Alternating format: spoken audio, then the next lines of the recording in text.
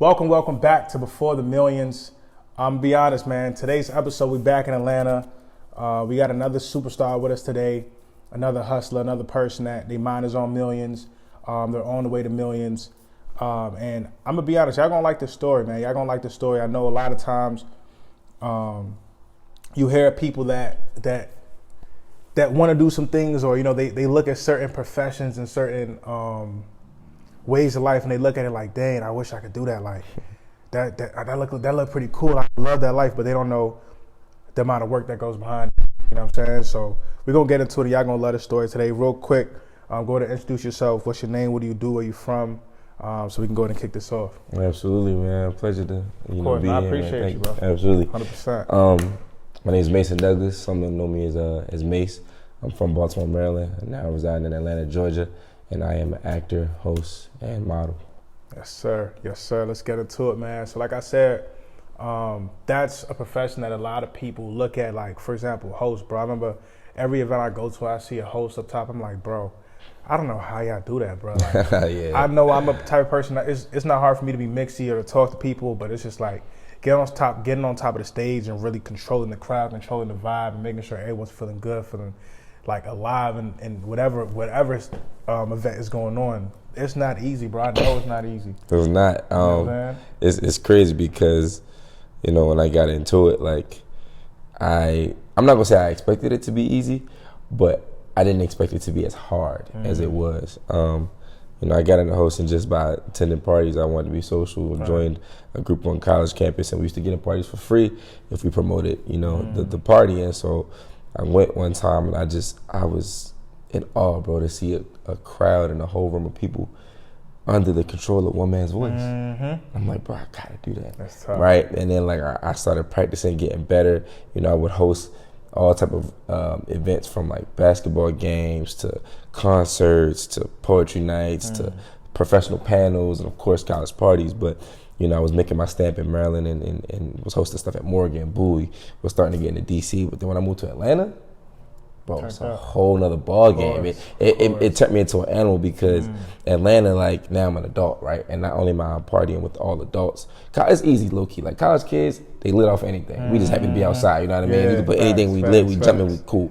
But when you got adults, you really gotta, like, earn the right to make them party. Yeah. And in Atlanta, celebrities and stuff everywhere. So if you can rock an Atlanta party, so you can rock it anywhere. Because unfortunately, it's not like back in the day where everybody wanted to have a good time, wanted to have fun. Yeah. Like, everybody wants to stand on couches and look cool now, pop bottles. So in order to genuinely make somebody have a good time, it's a little bit hard. But I love what I do, and I want to change it for the world. That's fire. Have you ever had a situation where you was hosted and the crowd was just dead, bro? Like, oh, absolutely, all the time. It don't matter what happened. Like, I'm talking about, I know for a fact me and the DJ was rocking. Like, we in our bag, bro. We pulling out all types of strings, and it's just not working, and it's okay. Sometimes you're gonna get like that. You might just have that crowd, like that dynamic. Like, there's a lot of factors that go into it. Like, what I say makes a great host is also what makes a great party, right? So what makes a great host to me is you can't think the party's about you. And unfortunately, that's why a lot of people get into this. They want to be the host. They want to be able to pull up to the front of the club, bring people, get it. Yeah, you know what I mean? Like, have everybody looking at them, and like, that's cool, right? The litness is cool, but what makes a great host is the selflessness of hosting, right? So the way I look at it is, you never know if a girl might have just gone through a breakup and want to get her mind off of that boy with her friends. You never know about the out-of-towner that's visiting the city for the 2 nights and want to have the time of their life. You never know about the guy who only got $20 in his pocket, enough to get in and maybe get one drink, and he want to have a good time. You never know about who's celebrating a birthday and didn't know if they were going to make it to see this. But, like, there's all types of situations in this club. So I try to make everybody feel special. But just as much as that makes a great host, that's what makes the night great. If you got a bunch of regulars that's in the city all the time, this they party, the promoter, he bringing his cousins, maybe a couple girls he messing with, and they used to this, it ain't nothing to really turn up about. It ain't nothing significant. They don't have nothing to really celebrate. So like I said, like, as much as you may be knowing you in your bag, you in your Duffy, I done had a night where it's like, it's just dead. And I'm like, cool, I don't care as long as I get my money at the end of the night. But you know what I mean? You win some, you lose some. I still love my job, though, for sure. That's fire, bro. That's fire. So did you have any like anxiety or worries when you first started getting on stage? Yeah, absolutely. How'd you deal with that? Really just got to push through it. To be honest, you got to push through it, and you have to go through it in order to learn. That's the only way. People can tell you what to do, but until you like experience it, you're not gonna learn. And it's different at each level because, like I said, in college, they pretty much turn up to anything. But like, I feel like in college, I had more technical difficulties, like in parties. Like, what you mean? As far as like music cutting off or like laptop broke wires. So like we in major places, all these chords. So like, it's nothing but me and my voice for like a good 2 minutes, 3 minutes. And I know that don't sound like a long time, but when you got 1,000 people looking at you and they like, what's going on? Like, and they trying to get the music back up and all that's working in the mic, that's a different type of fear. Crazy. You know what I'm saying? Now that I'm older, I'm in adult parties and bigger clubs that have like more of a good technical situation set up where that doesn't happen as much. It's not as common, but there are still certain times where they like, you know, the DJ getting situated, trying to load a song, maybe they swapping DJs, and as the host, you got to engage. And it's like, what do you say? Yeah. How do you, you know what I mean? Don't sound stupid. How do you relate to everybody that's there? You got hood trap niggas, you got young girls that's trying to turn up, you got the ratchet, you got sophisticated, you got people from out of town, the West Coast, up top, DMV, New York. Like, it's just, and you got to be able to make sure that everybody have a good time. And that's a hard job. For sure. Yeah, man. Every time I think about it, I'm just like, dang, bro, like, you mess around and say the wrong joke, or everybody looking at you like you look crazy, or you just like, it's not easy, bro. And the thing is, I tell people all the time, everything is everything. When I say that, I mean like every hustle has its cons and its pros. You know what I'm saying? Yeah. A lot of people look at certain things and like, oh, I wish I could do that. Well, that seems easy. I would love to do that, but they don't understand that other side that comes with it. You know what I'm saying? Or they look at certain thing like, that may be easier, or this may be harder. No, everything is, like any hustle you want to get into, any grind you want to get into, you're going to have to go through those same processes. You're going to have to overcome that anxiety, overcome those overthinking, like all the different aspects. You're going to have to, it's going to come with it. That's just what comes with the grind, especially in the beginning. Especially like, and in the beginning, it's where you learn the most. And I feel like a lot of people don't want to learn anymore. Crazy enough that you said that, I literally just watched a sermon about this like 2 weeks ago by one of my favorite pastors here at Change Church, Darius Dames, and he was like, people always want the front end of a blessing, and never understand the back end, right? So for instance, if you get a new job, or you know you're at your job and you're looking for promotion, the back end now is more responsibility and pressure. You want a newer, nicer car, the back end is now more payments, higher money. Like there's a front end to a blessing and a back end, and it's not that you're not ready for the front end of the blessing. You're not ready for the back end. People want, when it comes to hosting, they want the limelight. They want to be able to get people in for free. They want to be able to get close to the celebrities, get pictures, network. They want that. They don't want the nights when it's dry. They don't want the nights when you gotta, like I said, you try your best, know you're in your bag, and nobody turning up. They don't want the nights when you don't feel like you sick, but you still got a job. They like, it's a front end to a blessing and it's a back end to the blessing. So 100%. People gotta want to learn that. And if you don't want to learn that, you ain't never gonna make it. Nah, that's a gem. That's a gem for sure. How did you get around getting yourself out there? Really, bro, just taking a chance. Taking a chance. So like before, when I was visiting here, I was still in college, so I was in hosting already, but like not as deep. I remember going to the club called Gold Room here. It's closed down now, but one of the craziest parties I've ever been to, like a top 3 party ever in life. I remember seeing a radio personality here, a guy, Fly Guy DC. Shout out Fly Guy DC, my big brother. He was in there hosting. And it's crazy because he got his name because he's from DC, all that. And I like knew about him a little bit, but as a host too, I know how loud it is, how hard it is to try to talk. I mean, even regular people, you try to talk to a girl in her ear, like it's hard. Yeah. So I just typed a little message, basically, bro, and was like, you know, I'm an upcoming host. I'm in college. I would love to do what you do. I see what you got going on, like just showing love and respect. That's really all it is, like giving him his kudos. And I typed it on my phone, so I wouldn't have to be trying like in his ear. And I showed it to him, and he like, bro, take my number.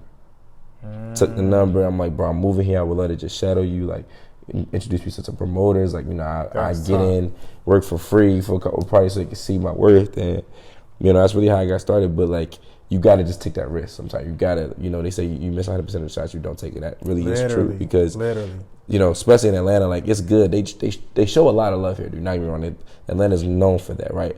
But when you really get into the mix and the club scene, especially, you also find out like it's really cliquey. Yeah. And it's cliquey in a good way because it shows loyalty. Before a guy trying to get in, it's hard to penetrate. You know what I'm saying? Like there are different promotion groups and they have their set DJs, they have their set hosts, they have their like you just not about to overstep your brother. So if you don't at least attack, at least try and try to network and you know what I mean, do what you can, you ain't getting nowhere. So yeah, that's how I got into the field, bro. You really just got to take that risk. Now, there's a couple things I want to point at what you just said, bro. That's huge, bro. Number one, The fact that you just had the bravery to put yourself in a vulnerable position. With what you say his name was? Fly Guy DC. Fly Guy DC. Yeah. Definitely shout out to him. He's a real one. And it's like, number one, the bravery of even getting vulnerable and just stepping out there. Number two, showing your respect and giving him his kudos. That's what opened the door for you. You know what I'm saying? And people don't understand, like, when entrepreneurship, the technical side of it is great. You have to be whatever field you're in, whether you're a DJ, actor, whatever, you have to have the skill. Yep. But people skills, understanding how to work people, bro, it's different. That is another, like, you're never going to get anywhere without that. Like, no matter, because, bro, I'm the type of person, so I got into trading, day trading, because my whole mindset and just how I am is I don't need nobody. I've always been that my whole life. Like, I don't want to need nobody. I want to be able to do what I got to do and fend for myself without needing a person. So the only hustle I ever found where I don't need a customer or a client or a boss or anything was trading, right? That's one thing. But it's like, I had to realize that, okay, that only works with trading. Every other business I want to endeavor That only gets you so far. You know what I'm saying? I need other people. And even with trading, honestly, if you really want to get to the next level, it would help you out if you deal with other people. Yeah. You know what I'm saying? So that's a huge skill. That's a skill you have to learn. Like, it's funny because somebody pointed this out to me recently about myself, and I never noticed it. But like, okay, I host, right? But a lot of people don't know, bro. As much as I host, I'm an actor. All my careers or my jobs are social, but I'm not as social as people think. I just know how to do the job. They're like, bro, you act when you go out. Like, you're social enough to get you where you need to go in the room. Like, you're nothing without people. And believe it or not, it's a proven success, like, story. People are more likely to be successful if they're easy to work with. Like, I have speaking to agents in my industry and, like, different producers. Somebody may not be the best actor, right, for the role that they might be the most fitting. But because they're easy and likable and show up on time and they're just fun to work with, they're a good person, you get way further. Yeah. You know what I mean? So like, you absolutely hit it on the nose, bro. You just gotta be able to work with people. Nah, for sure, bro. And that's, for me, I learned that in network marketing, just on the phones all day, dealing with new people, like just trying to convince people to join this company. And in doing that, I had to literally, bro, it's probably within the 2-3 years I was doing that, bro, I guarantee I was talking to thousands of people. It was a point where I had 150 people under me specifically, you know what I'm saying? And there's a point where I'm calling everywhere. So I had to learn, bro, like, I'm dealing with 40-year-olds, 20-year-olds, people with kids, some grandmothers, you know what I'm saying? Like, bro, I gotta learn how to communicate with different types of people. Like, let's say, you know, certain people, especially if you're from an inner city place, Baltimore or DC or Atlanta, something like that, and you have a heavy accent, or you're around all black people and you know how black people communicate and how they talk. That's not going to work when you get in front of a white person. When you get in front of a person that's from a whole different state, from a whole different country. From the suburban of Iowa. You know what I'm saying? It's not going to work. You have to learn that. Like, you have to be able to communicate multiple different ways. That's why I love the fact that you touched that. Not only, going back to the point, not only the bravery that I saw, not only the vulnerability, the fact that you putting yourself in position to even get where you're trying to go. You know what I'm saying? Like you said, you was still in college and you were making moves, coming to Atlanta, taking risks, just putting yourself out there, bro. And I really commend that. And that's a thing that I literally watched so many talented people hold them back, bro. They just won't take a risk. They just won't get out their comfort zone. They just won't say, you know what? Shit. I mean, I don't know who's gonna put me on, but I'm gonna just see what's going on. I don't know who's gonna help me out, but I'm gonna just you know what I mean? I'm gonna just go. It's the scariest thing ever, bro. I'm not gonna lie, like, it's not, like, it's terrifying. My prayer before I moved to Atlanta was, God, do not let me cross this line if you're not, like, on the other side. Like, I planned and prepped for a year. Don't get me wrong. There are risks and there are dumb risks. So, like, even though this was still a big risk, I planned, bro. Yeah. I prepped this move for a year. I looked at it. I researched it. I came and visited and saw. That's how I met DC. Like, I did proper planning and I sat for 6 months. I'm still in my senior year of college. Like, so, like, it was literally my end of junior year of college where I decided I wanted to move. Like, that's fire. That's why I wanted to do it. That's fire. So, end of May, I'm going to do it. Research from, like, May to August. August came down to visit it, looked at like apartments and network with DCs, try to get a feel for the area. From August to December, bro, I sat and prayed.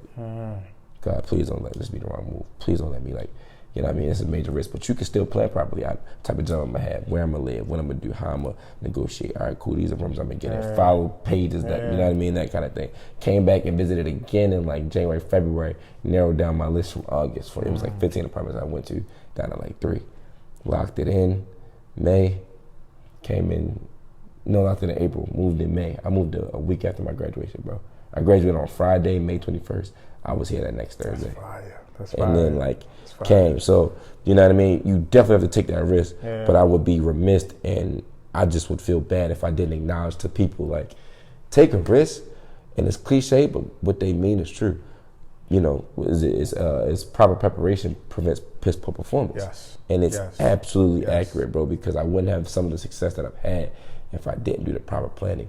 You can't just jump in the deep end and ain't taking no swimming lessons. You know what I mean? So, but risk is super important, bro. For sure. And you're gonna feel nervous no matter how much you prep. You know what I mean? It's not like it's gonna go away. It's not gonna take away the anxiety, the fear, none of that. But it's gonna be good. I love that you just said that, bro. It's crazy. So going back to day trading, right? That's something that, you know, every single time you take a trade, you're taking a risk. So when I talk to people about like the difference with like trading and business is when you trade, if you're wrong, you feel the pain immediately, like you just lost money.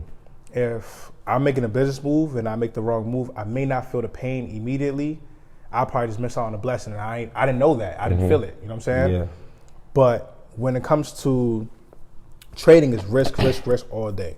Now, the thing is, when you get into a trading, you know, okay, every time I get into a trade, my money's on the line, right? Let's say, for example, you're risking $100 on a trade.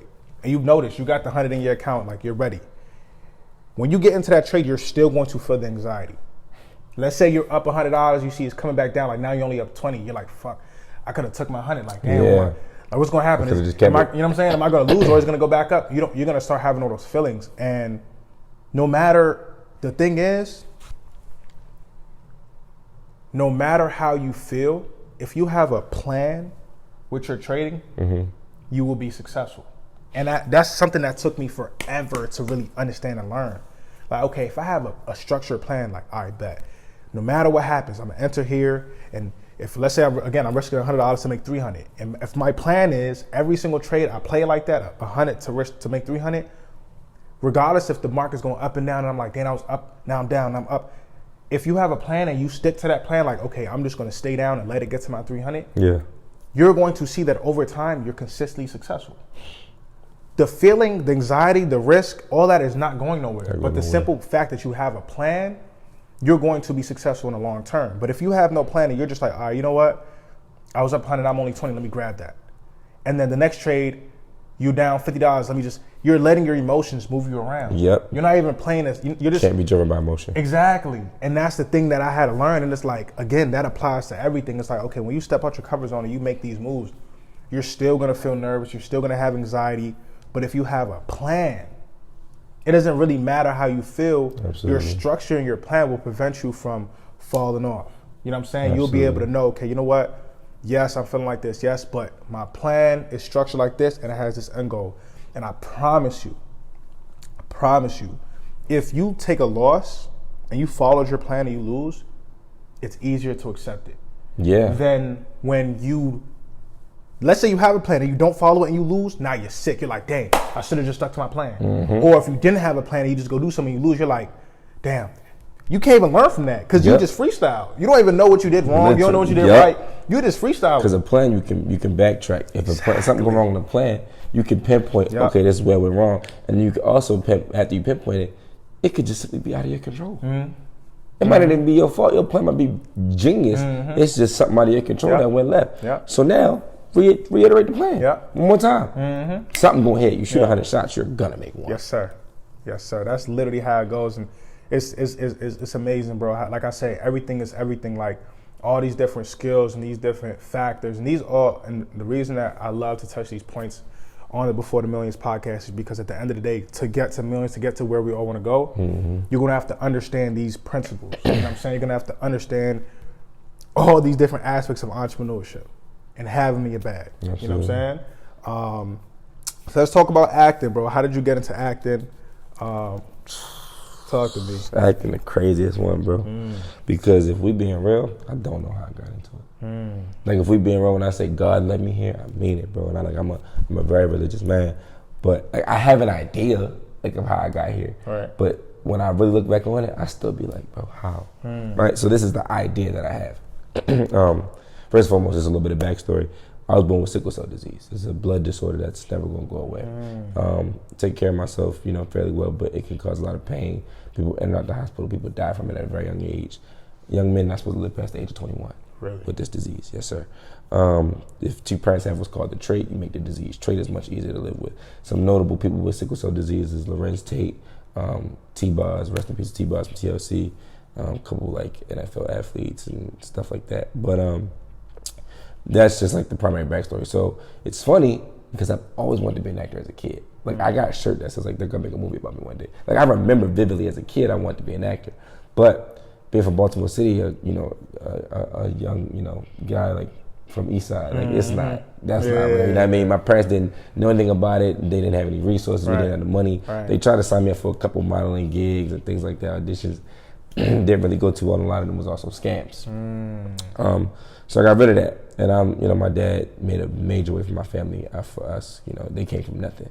He a young kid from East Baltimore too, and provided a lot for us. And he's in healthcare now. So I was like, let me follow my dad first. Let me just do something in healthcare. So I went to Towson for a healthcare management degree. But the thing is, with having sickle cell, I got different opportunities to do stuff. So I got enrolled in this program called KC Cares. Right? KC Cares is a nationwide program. It's just like Make-A-Wish, but it's smaller for kids with critical illnesses that just ain't about to die. Okay. You know what I mean? So like you can have really bad asthma, like just in the hospital all the time on a machine. Asthma is a critical condition because it's never going away, but you ain't about to necessarily just die out of nowhere. You know what I mean? Like you got sickle cell, I'm not just necessarily about to die, like lupus, like that kind of stuff, right? Okay. So I got enrolled to the program, and they sent my family to all kind of stuff. We went to Ravens games and Oriole games and circus, and then one day they sent me to the Ravens camp, right? Preseason camp, and they interviewed a couple of the kids about how do you like it, like happy to be here. I'm like 13 at the time, so 13, and they interviewed me, and bro, it aired, and the people at KC Cares were so in awe of how I spoke, right? They made me the official brand ambassador for the company as well. Wow. So from then, they took me to every single news station to promote the business, like in the organization. So I was at WJZ 13, I was at Fox 45, I was at Channel 2, and then they had a lot of connections. So they run this thing called an annual 5K, where people will sign up, donate money, whatever, that goes to funding more stuff for the kids. Right. And there was a commercial for it because the star of the commercial was an Orioles player, Nick Markakis at the time. Shout out to Nick. And I might be like 15 at the time, and I was the lead of the commercial with Nick. We were on the Orioles field, like telling people like, come to the 5K, sign up. Hey, what's it? August, we're gonna finish. You finish the race at the field. Right. And I just vividly remember as I went to each news station, bro, I kept on getting my itch back. For when I said I wanted to be an actor as a kid, I'm like, I'm in front of the camera. Something about this just feels normal. It feels right. And I kept telling them like, not only are they helping the kid with critical illness have fun in his life, y'all helping me bring my dream back. And I got into college, and mind you, I'm still chasing healthcare. I was trying to be a nurse at one point the whole time because I know what it's like being in that hospital bed. I've had some lonely nights, not knowing if I was gonna wake up to see the next day. Right. So I wanted to give back in some way, right? My life's goal is to die empty. Right. I don't want to die with anything. I want to give everything because everybody needs it, and that's how God created us to love one another. So I was chasing this. I'm gonna give back. I'm gonna go in the hospital. I'm gonna help kids with sickle cell. Something, right? Some healthcare. So I'm still chasing it. Nursing didn't work out. So I went to healthcare. And I'm like, I gotta at least try this, right? So then I signed back up for some actor, like websites in college. My friends who were EMF majors, electronic media and film, I would help them do their finals because they didn't have regular finals. Their finals was to make a 10-minute movie. Okay. So that I would like, can I get in your final? Because I want to act it out. And so I tried it, and then I didn't know all the information I needed to know yet, but my dad helped me. I would be like, Dad, can you shoot this audition for me? And I never forget, one of my first auditions, I had to reenact that famous scene from Snowfall, where Debs Idris was talking to Leon, and he was like, I built this, brick by brick. If I let you tear it down just because you won't like the way another nigga talk. Right? So my dad was like, bro, I'm watching this, and I feel like I'm watching the show. Jeez. He was like, number one, son, if you were trash, I would tell you. I'm never gonna let you look stupid. Number two, if you don't like something, you'll quit. You're not one to be succumb to peer pressure ever in life. And he's right. If I don't like something, I'm doing it. And he was actually one that pushed me. He was like, you need to go. And that's when I started doing the research for moving to Atlanta.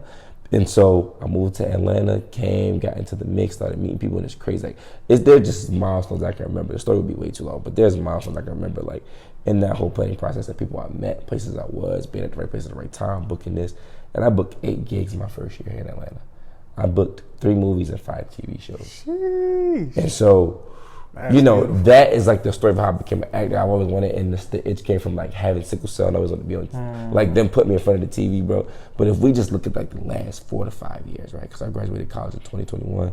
I think I really started trying to pursue acting again in like late 2018, 2019. So if you look at the last 4 years, bro, if I really sit back and look, like, I'm in Atlanta on sets. I'm with some of the most famous actors I've ever met. I did a movie with Lil Rel Howery. I did a movie with Soraya, Fabio Foreign. Like, I'm on the Miss Pat show. When I sit back and look, though, I genuinely don't know how I got here, bro.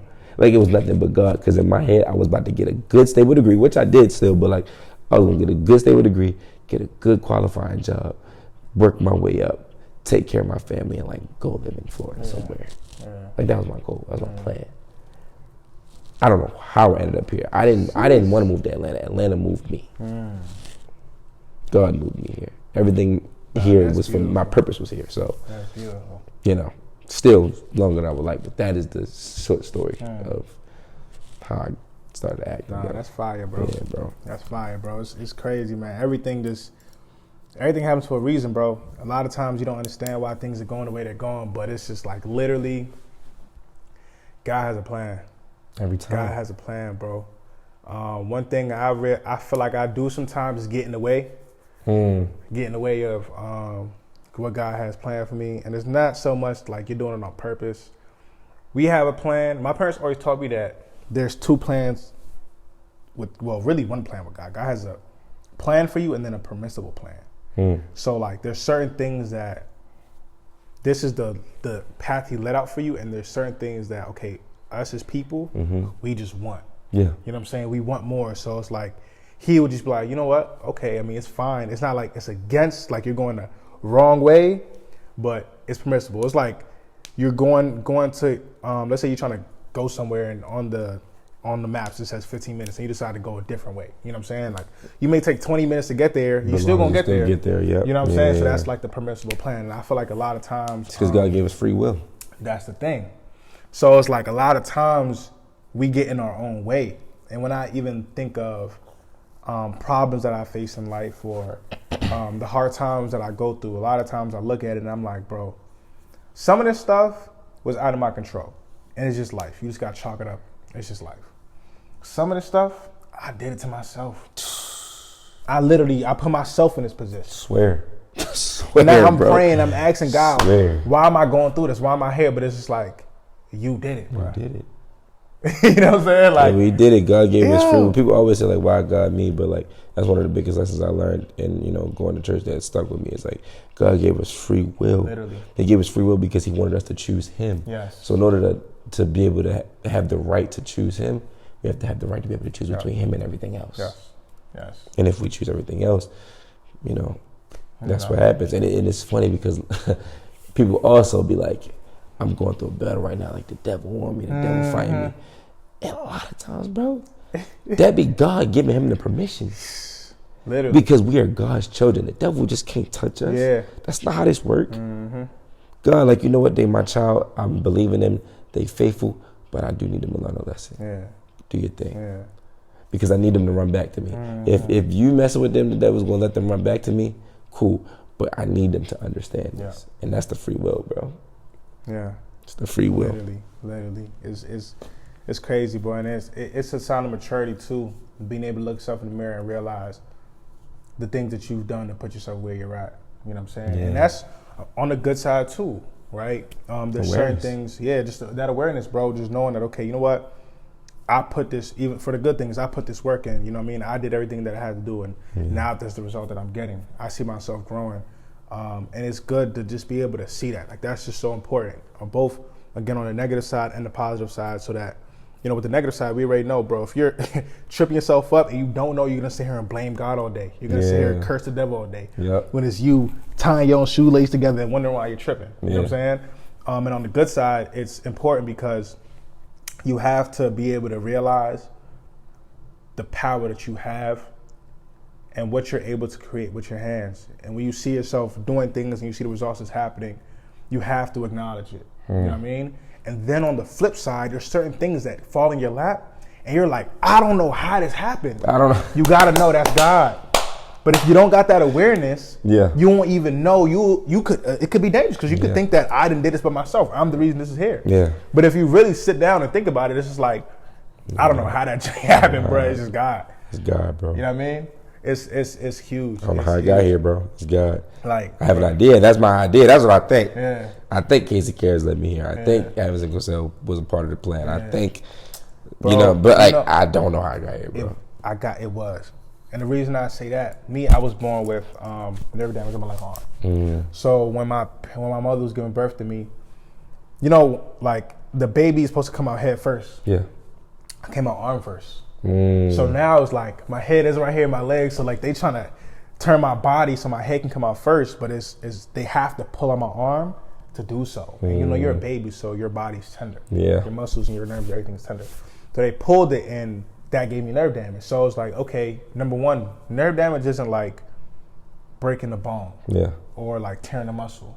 Nerve damage is like your phone wire. If your wire if you pull on your charger wire a little too much, it's finished. It's the connection between your brain and your muscle. So it's like, I had to, like, when it comes to that type of nerve damage, you have to either, sometimes you can bring those nerves back to life or create new connections between your muscles and your brain. But that takes you working. You stretching, working out and all that. I'm a baby. Yeah. So you can't even go do therapy like that. You know what I'm saying? They moved my arm for me, but it's just like, I had to wait till I'm older to start doing therapy and start working out and start doing things to help my arm. But mind you, the longer you take to fix it, the harder it is. Exactly. It's damn near fermenting. So it's just like, bruh, with me, it was a point where my arm was sitting like this. I couldn't like raise it up. I had very low mobility. It was very weak. I could barely hold a cup in my left hand. It was tough. So it was like, that taught me resilience more than anything in the world, bro. Because people used to make fun of me, and I had to learn to be strong. It was a point where I felt like it was a reason why I had anxiety, and I used to walk around thinking everybody's looking at me, and it pushed me to just work out, bro. It pushed me. It pushed me to like just you could do it. You could do it. Like it don't matter if I feel like I'm balling, and in my mind I would tell myself, oh wait, I can only go right. All right, bet I'm gonna be the best person that goes right that you've ever seen. Yeah, I'm gonna burn you going right every time. So it's like it turned me into the monster that I am today. I don't give up. It don't matter how bad things get. I can't even think of giving up. And if it starts popping in my head, I'm like, Mike, you're tweaking. What you talking about? You know what I'm saying? It just happens. And I used to always ask, like, God, why me? Why me? Everybody can move their hand. Everybody can freely mobility. And I would look at people's left hand and just be like, you're lucky, bro. You're lucky, bro. And it's just like, I had to realize, like, bro, now to this day, people look at me and they don't even know that I ever went through that. They don't. I had to tell them, like, they're like, for real? Oh, shoot. That's real, you know what I'm saying? They don't even know. They don't even know, bro. And it's like, there's times, again, I would be going through my life, and I used to always think people staring at me, and once they see me, they know. And it's like, nah, bro. You don't know half the battle. You know what I'm saying? It's that's why everything, bro, I used to just sit there and just be so mentally just attacking myself. Every time I look in the mirror, I'm looking at my arm. You're your worst enemy, bro. Literally. Our minds can literally kill us. Nobody's thinking that but us. So that's something to depression, anxiety. So you really gotta have the willpower, like you said, to be resilient and fight through that. Cause I feel you, bro. Just on the same tip, just with sickle cell. Like I used to one of the downsides of sickle cell is basically easy fatigue, weak bones. Like I was really never allowed to play football, not like tackle, cause I get a good enough hit.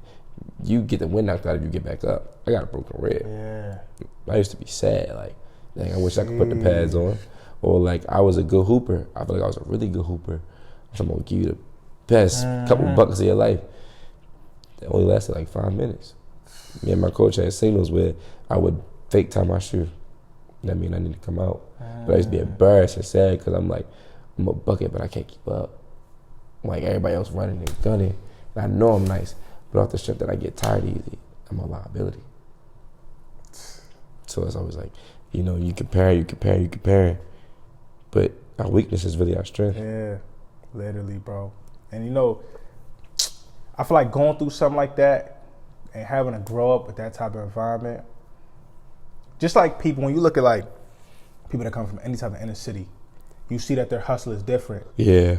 Than people that weren't. It's different. It's different. Like just up north from down south is different. The hustle was different. Bro, moving to Cali and just seeing how like relaxed people be.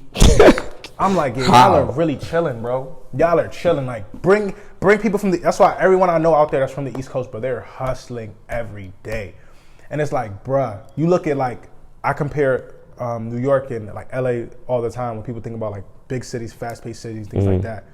But the speed, there's a lot of people that get money in Cali, don't get me wrong, but just the hustle, the grind, the grit. It ain't nowhere near close to New York. It's different, bro. It's next level. You know what I'm saying? It ain't close. And so when you grow up in that type of environment, your hustle's different because of the things you had to overcome and how tough you had to be just to get by. Yep. Now, when the same type of mindset happens to people when you grow up with any type of like hardship and you have to weather that storm. So you growing up with some type of sickness or you growing up with some type of disability or anything like that, you have to, and naturally you just become more resilient. You're just stronger, and that alone, bro. I feel like if a lot of people was able to look at their problems from that perspective, they would grow much more faster. Yeah. You know what I'm saying? If you're able to look at your issues and like, you know what, damn, I had to grow up through this. I had to go through this. I had to go through this. Yeah, that's why you are who you are today. You can't look at that like, that's like, you can't blame your hardships and give it power and use that as an excuse as to why you can't do what you got to do. You have to literally switch and be like, you know what? I grew up from this environment. I had to overcome this. If I had to go through this, if I had to sleep with roaches, if I couldn't move my left arm half my life, you know what I'm saying? I had to find new ways to eat, find new ways to do little things. Bro, buttoning up my shirt. It was a point where I couldn't button up my shirt, bro. I had to literally like putting cufflinks on, doing my collars, my shirt collars. Had to ask my mother, ask my father. I got to an age where I'm like, no, if I have to sit here for 10 minutes just to put this cufflink on, I'm gonna do it. Yeah. And just like that, eventually you get better. You get better. Same thing, basketball, whatever it is, like it's a mental switch. And even with the you were saying your brain is a jail. I literally was just saying it on my Instagram the other day. There's certain people, I call them icky people, bro, that they're just always angry. They just love to find. Always gotta find a negative. You know what I'm saying? Always. Every day you're always angry. How do I call you and you're angry every day? There's always something going on. You got no good news for me ever? Like, yo, nah. and it's like, yo, they don't understand that your brain is the only jail, bro. That's why literally certain people are in physical jail and they're peaceful. And a lot of us are in jail that are living free. It's crazy. It's crazy. The people who are the most happy and the most at peace in life, that's because their mind is free. I know people that's been locked up 20, 30 years. They happier than people out here living in penthouses. Like, said peace of mind, bro. If anything, I always ask God, give me a peace of mind. Yes. Bro, I'm not gonna lie, bro. We didn't hit so many gems. For real. You know what I'm saying? I really appreciate this conversation. I know this is gonna touch a lot of people. A lot of people are gonna be able to relate to this. And this is things you don't hear. That's why I made this podcast, bro, because this is called Before the Millions, so we're going to have to run it back when we're both millionaires. Absolutely, you know what I'm saying? yeah. Definitely run that shit back. And I want people to be able to hear the stories of these people, of these superstars, these entrepreneurs before they get to that millionaire stage. But more importantly, these conversations aren't being had.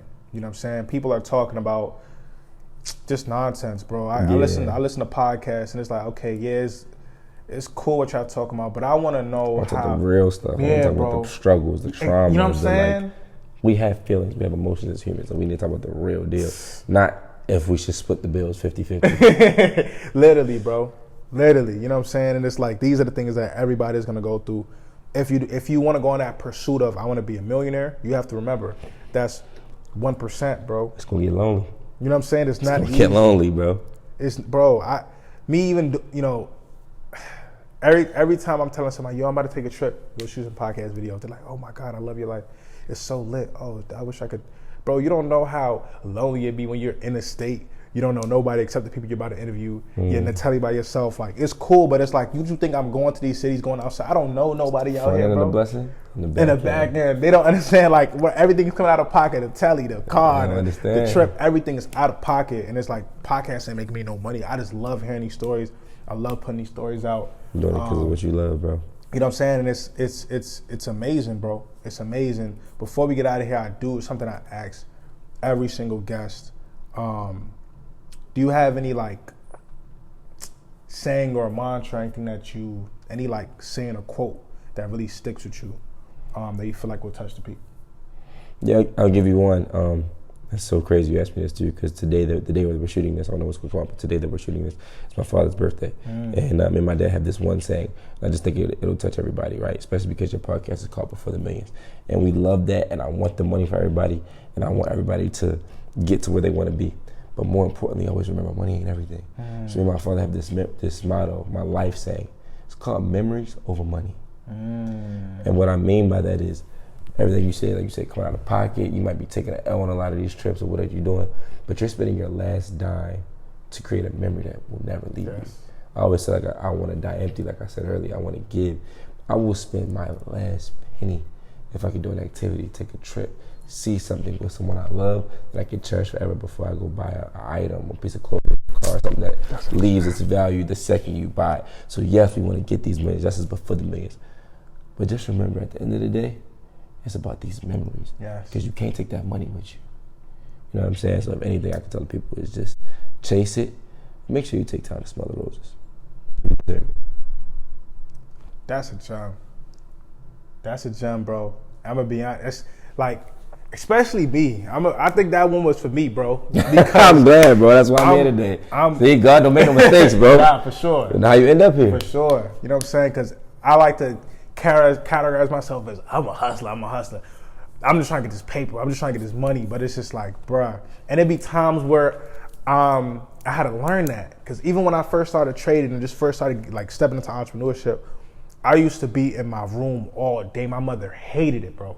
In my room on the phones, in my room on my computer, something. I'm just like, I could be even with my family, but I got my phone with me and I'm trying to and she's like, bro, put your phone down. Like, just relax. Just relax, bro. You know what I'm saying? It could be anything, bro. It could be a day after you've been trading all day. You could have been locked up in your room all day.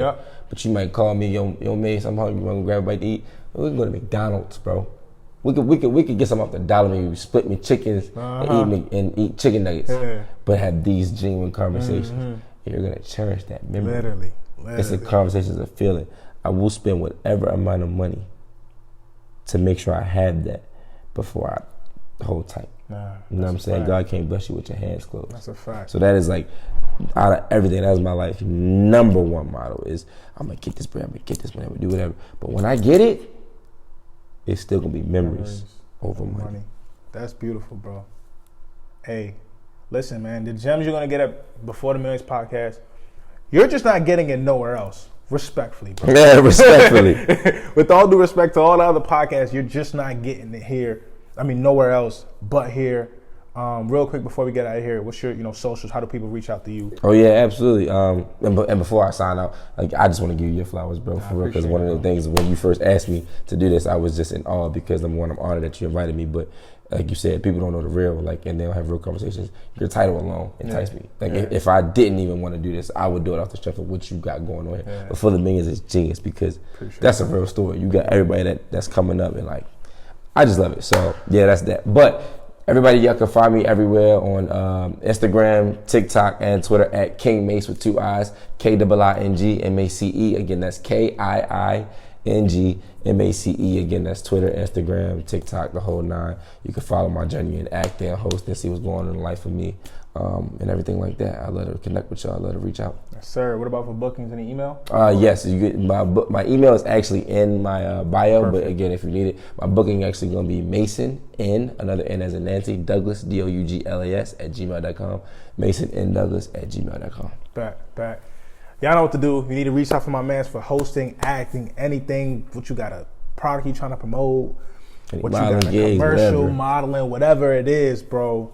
You know where to go. Appreciate y'all for coming to Before the Millions. You already know it's BT Millions on all platforms: TikTok, YouTube, Instagram. We doing it big, man. Spotify, everywhere. But we gonna continue bringing superstars. I don't fail y'all at all. He ain't miss. What Snoop say? Good. Yes, sir. In the heat of battle, he don't miss. Yes, sir. In the heat of controversy, he don't miss. Yes, sir. He don't miss. You know what I mean, man? We out of here. Appreciate you for your time. Let's get it. My dog. Appreciate you, bro.